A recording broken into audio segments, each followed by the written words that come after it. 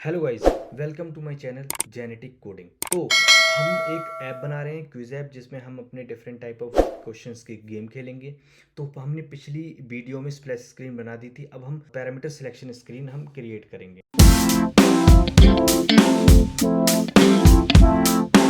अब हम यहाँ पे देखते हैं, देखो जो मैंने पहले बना रखी है उसकी तरफ चले जाएंगे। देखो यहाँ पे मैं क्या करता हूँ, कुछ कैटेगरीज लेके आ रहा हूँ। ठीक है, ये कैटेगरीज कहाँ से लेके आ रहा हूँ और कौन सी मैं एपीआई यूज कर रहा हूँ, क्या चीज कर रहा हूँ, तो उसके लिए मैं आपको ले चलता हूँ यहाँ पे।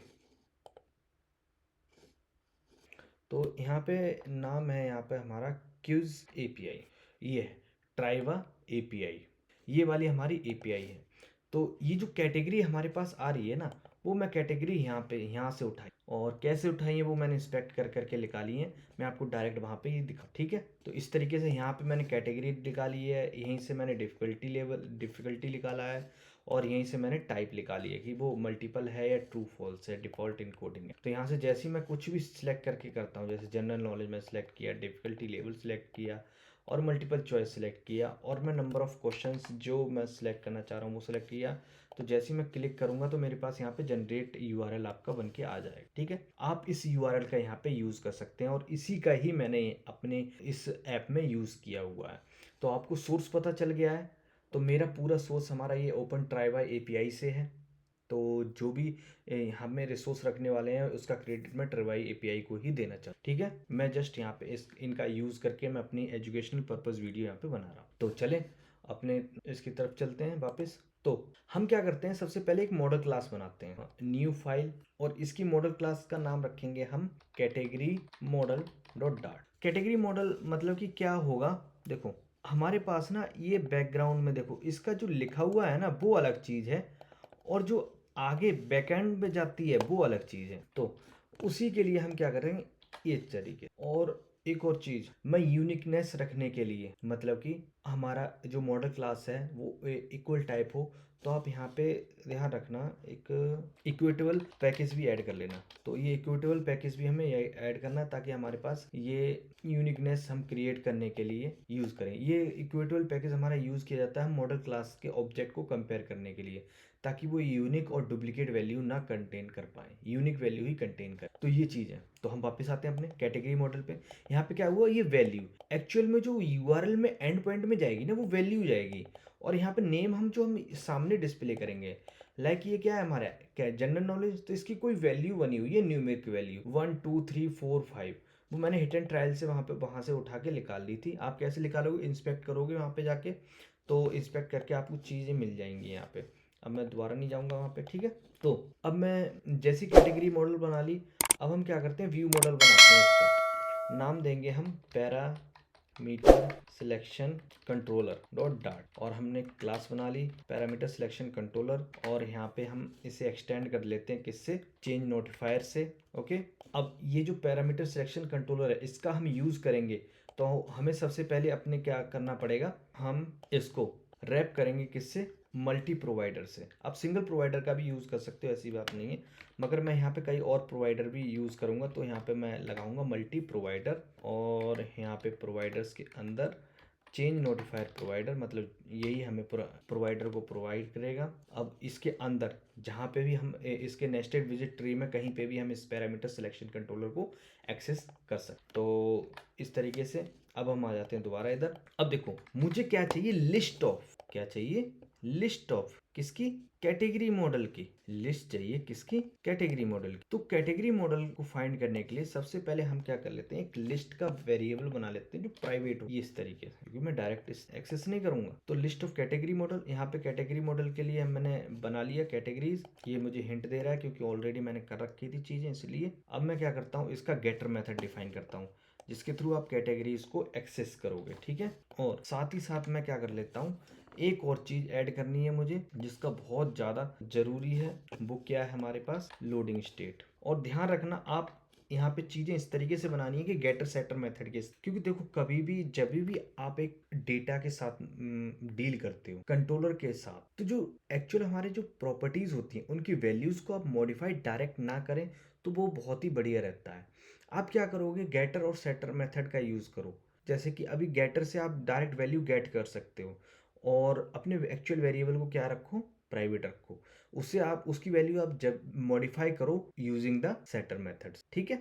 इसीलिए मैंने क्या कर दिया, यहाँ पे कैटेगरी लिस्ट बना ली है और यहाँ कैटेगरीज को गेटर मेथड के थ्रू गेट किया है। इतना करने के बाद हम क्या करते हैं, अपनी कैटेगरी को इनिशियलाइज करते हैं। तो इस तरीके से आप इसका नाम दोगे यहाँ, ठीक है। यहाँ पे मैं क्या करूँगा, स्टार्टिंग में इस लोडिंग की वैल्यू क्या कर दूंगा, ट्रू कर दूंगा। और अगर कोई इसे सुन रहा होगा तो मैं नोटिफाई लिसनर लगा दूंगा ताकि उसे नोटिफाई हो जाए कि लोडिंग स्टेट चालू हो गई है। और यहाँ पे सबसे पहले मैं कैटेगरीज को चेक करूँगा, अगर इज़ नॉट एम्प्टी है, कैटेगरीज एम्प्टी नहीं है, इट मीन्स अगर इसमें पहले से डाटा है तो मैं इसके क्या कर दूंगा, कैटेगरी को क्लियर कर दूंगा, कैटेगरीज डॉट क्लियर। ये चीज़ अगर एम्प्टी होगा फिर हम क्यों ही आएंगे इसमें, हम डायरेक्ट अपनी कैटेगरीज को इनिशियलाइज करेंगे। लो जी, तो यहाँ पे क्या होगा, हम ऐसे कैटेगरी मॉडल डालेंगे, उसके अंदर वैल्यू डालेंगे लाइक एनी, और यहाँ पे एनी कैटेगरी। अब ऐसे ही दूसरी दिस। अब देखो, अब जो एक्चुअल कैटेगरी है ना वो मैं बताता हूँ कैसे काम करेगा। वैल्यू हमारी स्टार्ट हो जाती है 9 से, और दूसरी हमारी क्या है, जनरल नॉलेज, ये चीज़, ठीक है।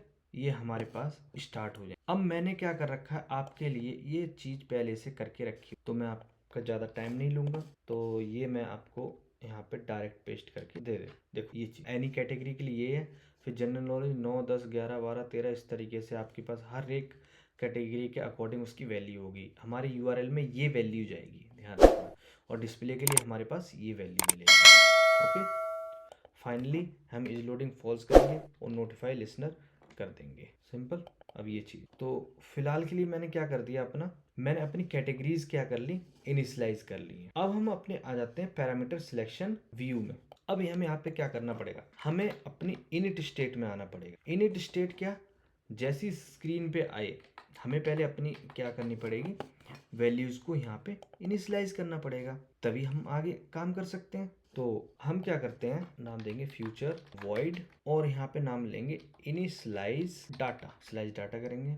अब हमें क्या करना है, अवेट करना है जब तक कि मेरा डाटा ना आ जाए। तो प्रोवाइडर डॉट ऑफ, किस टाइप के लिए हमें वेट करना है, पैरामीटर सिलेक्शन कंट्रोलर, और हमें सबसे पहले कंट्रोलर को इंपोर्ट करना होगा, लॉजिक कर लिया।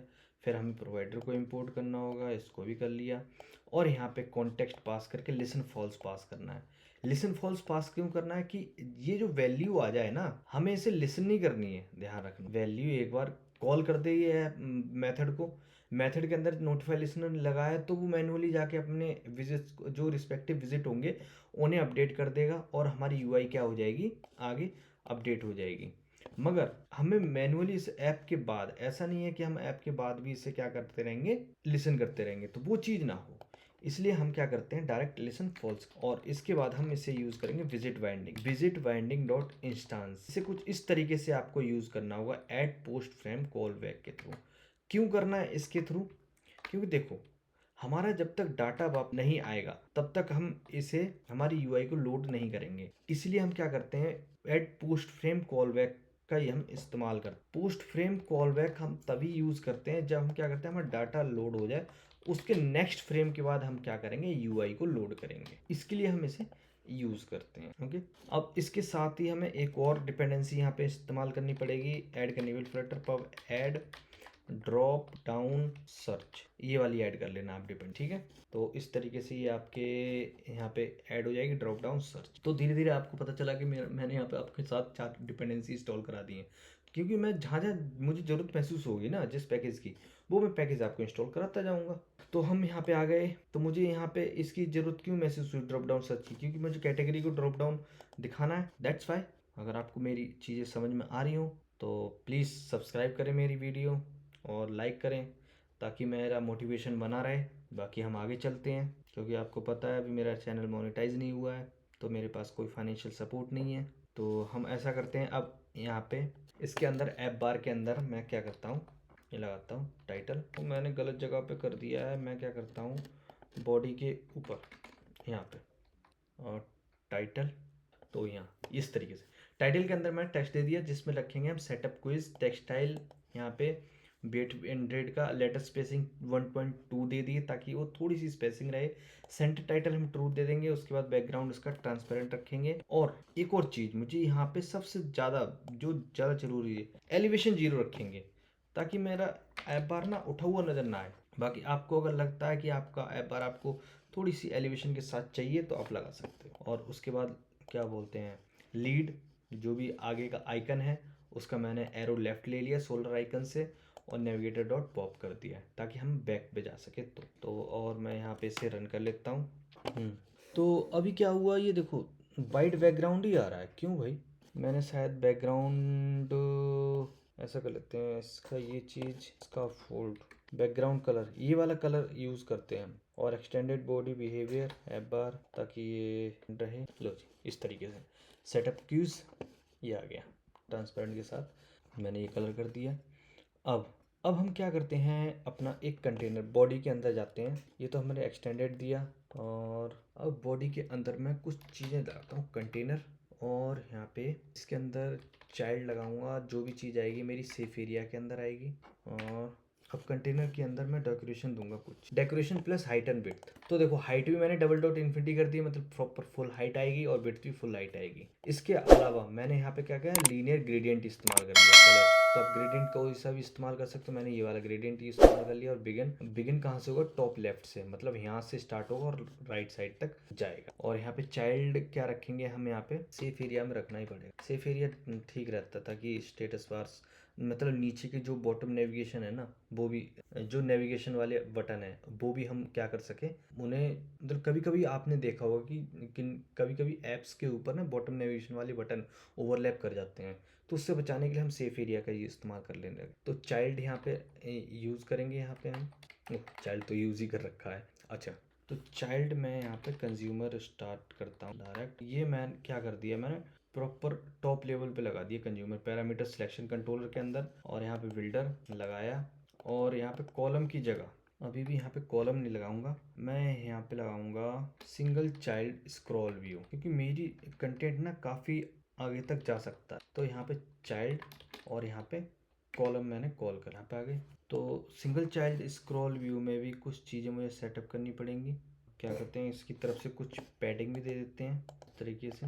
ये पैडिंग हमने दे दी। अब उसके बाद अब इस की क्रॉस एक्सेस अलाइनमेंट कैसी होगी वो देख ले। क्रॉस एक्सेस अलाइनमेंट मैं यहाँ पे क्या करता हूँ, उसे स्टार्ट दे देता हूँ क्रॉस एक्सेस इस तरीके से। अब इसके टॉप से थोड़ा सा साइज बॉक्स रखेंगे, हल्का सा साइज बॉक्स। और इसकी हाइट क्या करेंगे 20। अब यहाँ पे क्या करते हैं, अब हम सेपरेट मेथड बनाएं, इसलिए मैंने वहाँ से वो चीज़ें हटाई थी। अब बुल्ड सेक्शन हेडर, तो अब हम यहाँ पे आ जाते हैं और हम एक मेथड बनाते हैं जिसका नाम हम रखेंगे बिल्ड सेक्शन हेडर। ये चीज़ ठीक है। यहाँ पे क्या होगा, सबसे पहले मुझे क्या चाहिए, ये एक मेथड बनाए जो क्या करेगा, टाइटल एक्सेप्ट करेगा। और ये पैडिंग मुझे नहीं चाहिए तो इसे रिमूव कर दूंगा। तो मुझे यहाँ पे टेक्स्ट चाहिए, वो टाइटल लेगा और टाइटल को मैं क्या कर दूंगा टू अपर के। और इसका कुछ स्टाइल बताऊंगा मैं, टेक्स्ट स्टाइल के अंदर चीज़ें सेट करूंगा। चीज़ थी कॉन्स्ट एक्सप्रेशन कहाँ से आ गया भाई, ओह ये कॉन्स्ट है इसलिए मान लिया था। ठीक है मैं यहाँ पे रन करता हूँ इसे। तो ये देखो इस चीज़ से कुछ फ़ायदा हुआ है, यहाँ पे देखो थोड़ा ग्रेडियंट भी अप्लाई हुआ है और ये मेरा टाइटल आ गया कैटेगरी। ठीक है अब इसके बाद यहाँ पे हम आते हैं, अब टाइटल तो बना लिया ठीक है। अब इसके साथ ही अब मैं क्या करता हूँ, प्रॉपर इसका सिलेक्टर बनाऊंगा। तो एक्चुअल में जो जो चीज़ सिलेक्शन बनाएगी वो चीज़ बनाऊंगा मैं। ये भी हमारा विजिट ही है, मगर इससे क्या चाहिए, पैरामीटर सिलेक्शन वैल्यू मतलब कंट्रोलर। ये हमारा पैरामीटर सिलेक्शन कंट्रोलर आएगा यहाँ। अब हम यहाँ पे क्रिएट करेंगे रिटर्न ड्रॉप डाउन और ये मेरा बन गया कैटेगरी मॉडल, ये चीज़ आ गई। अब कैटेगरीज में ही अब कुछ चीज़ें हम यहाँ पे सिलेक्ट करें। सबसे पहले आइटम्स, ये कुछ इस तरीके से अब आइटम यहाँ पे दिए जाने लग गए हैं। आइटम्स फिल्टर लोड प्रॉपर्टीज और एक एरो फंक्शन दे दिया वैल्यू डॉट कैटेगरीज। और ये कैटेगरीज कौन सा है, ये जो हमारे यहाँ पे कंट्रोलर में डिफाइन ठीक है। और आइटम मैच स्ट्रिंग मतलब जो डिस्प्ले होगा वो हम यहाँ पे देंगे आइटम डॉट नेम। और सिलेक्टेड आइटम, तो यहाँ पे हम सिलेक्टेड कैटेगरी इस्तेमाल करेंगे। तो सिलेक्टेड कैटेगरी मतलब कि जो कैटेगरी सिलेक्टेड होगी बाय डिफ़ॉल्ट, उसका भी हम गेटर और सेटर मेथड डिफाइन कर लेते हैं। तो हम चलते हैं यहाँ पे ये चीज़ हम तो, और हम इसका ही सेटर मेथड भी डिफाइन करेंगे जो हमारा क्या करेगा, कैटेगरी को सेट करेगा। ये हमारा मेथड बन गया, ये सेट सिलेक्टेड कैटेगरी, जो भी कैटेगरी आएगी वो यहाँ पे सिलेक्ट कर देगा।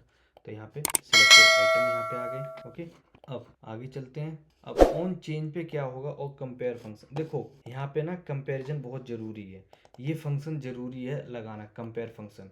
ये क्या करता है ना, ये वाला, ये जो ये फंक्शन है, ये कंपेयर करता है कि I1 मतलब जो पहले से सिलेक्टेड है आइटम और जो दूसरा आप सिलेक्ट करने जा रहे हो वो अगर इक्वल है तो ये क्या करेगा ना, सिलेक्टेड आइटम को चेंज नहीं करेगा, ऑलरेडी जो पहले से सिलेक्टेड है सेम आइटम को ही रहने देगा। तो ये फंक्शन आया है कि डुप्लीकेट आइटम सिलेक्शन का एरर रिमूव करने के लिए यहाँ पे। और उसके बाद ऑन चेंज है, ऑन चेंज यहाँ पे आइटम में, आइटम अगर नॉट इक्वल टू नल है तो हम वैल्यू जो सिलेक्टेड कैटेगरी में आइटम को पास कर देंगे और हमारे पास सिलेक्टेड में वो चीज़ आ जाएगी। ओके, अगर मैं इतना ही रन करके देखूँ, ये रन दिक्कत क्या आ रही है इसे, अनडिफाइंड नेम वैल्यू। ओके, क्योंकि हमें यहाँ पे कंट्रोलर पास करना है ना कि वैल्यू, क्योंकि हमारे यहाँ पे इसका नाम है ये।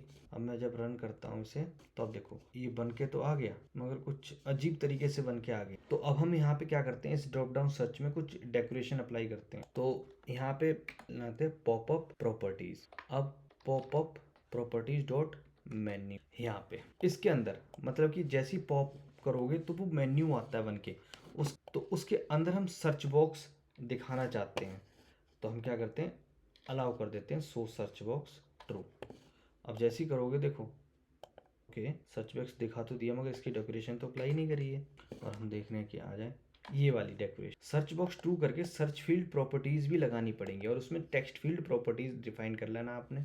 स्टाइल आपको टेक्स्ट कलर उसका मैंने ब्लैक कर दिया है, इसकी इनपुट डेकोरेशन अप्लाई कर दी मैंने। फिर क्या कर दिया, सर्च कैटेगरीज हिंट स्टाइल, इसका प्रीफिक्स आइकन क्या होगा, मैंने मैग्नीफायर लगा दिया है। फील्ड ट्रू हो, फील्ड कलर मैंने वाइट कलर दे दिया और बॉर्डर कुछ कलर यहाँ पे मैंने अप्लाई कर दिया। अब मैं रन करके देखता हूँ इसे दोबारा अच्छी तरीके से। रन यहाँ पे तो मैं क्लिक करूँगा तो आप देखोगे, देखो मेरे पास सर्च बार बन के आ गया है। ठीक है, अब मैं इसकी भी डेकोरेशन अप्लाई करता हूँ। ये बड़ा बेकार तरीके से आ गया है और मेन्यू की जो ये हार्डर है ना, ये हार्ड आ रहे हैं, इनको हार्ड नहीं आना चाहिए। तो ये प्रॉपर्टी भी हम यहाँ पे अप्लाई कर देंगे कि मेन्यू को क्या करना है, ये वाली मेन्यू प्रॉपर्टी। गलत जगह तो नहीं रख दिया, हाँ गलत जगह रख दिया मैंने यहाँ पे, हमें टॉप लेवल पे रखना है, डेकोरेशन पे अप्लाई कर देते ये मेन्यू पे। मेन्यू प्रॉपर्टीज बैकग्राउंड हमारा वाइट ही कलर रखेंगे मगर इसका क्या करेंगे, कॉर्नर क्या होंगे हमारे थोड़े से सर्कुलर हो जाएंगे। ठीक है, और अब हम ड्रॉप डाउन को, मतलब ड्रॉप डाउन ख़त्म होने के बाद भी हमें कुछ चीज़ें चाहिए, मतलब इनमें डेकोरेशन अप्लाई करनी है। तो हम आ जाते हैं पॉपअप प्रॉपर्टी से ऊपर और यहाँ पे मेरे पास प्रॉपर्टी है डेकोरेशन प्रॉप्स। डेकोरेशन में प्रॉप में ड्रॉप डाउन डेकोरेशन प्रॉप्स वाला मेथड हमें इम्प्लीमेंट करना है। अब इसके अंदर क्या है, हमारे पास डेकोरेशन वाली प्रॉपर्टी आ जाती है किसकी, ड्रॉप डाउन डेकोरेशन में, ये वाली इनपुट डेकोरेशन, मतलब इसी के साथ में बॉर्डर इसके नहीं होना चाहिए कुछ भी, प्रीफिक्स आइकन विजिट टू, जो भी आप आइकन रखाना चाहते हो वो रख सकते हो। कहाँ गया ये चीज़, ये आइकन लगा दिया यहाँ सिलेक्ट कैटेगरी। और अब हम रन करके देखते हैं कि ये कहाँ तक, ये आ गया, स्टार्टिंग का आइकन यहाँ पे आ गया है और सिलेक्ट कैटेगरी का यहाँ पे हिंट लिख के आ गया। ठीक है, इसका बेस स्टाइल भी लगा देते हैं आप इनपुट डेकोरेशन के बाद।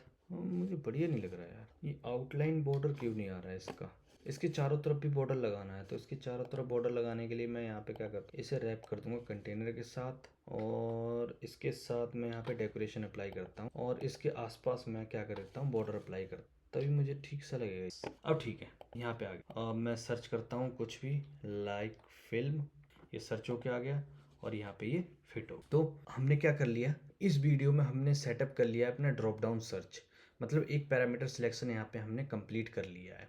ठीक है, अगर आपको वीडियो पसंद आ रही हो तो प्लीज़ लाइक करें और सब्सक्राइब करें। तो करते हैं, जो भी हमारा अब कंटेंट बचा है वो हम नेक्स्ट वीडियो में करेंगे। तब तक के लिए प्रैक्टिस करें और अपनी तरफ से भी आप URL तो मैंने बता ही दिया है आपको, उसे बनाने की कोशिश करें। Thank you.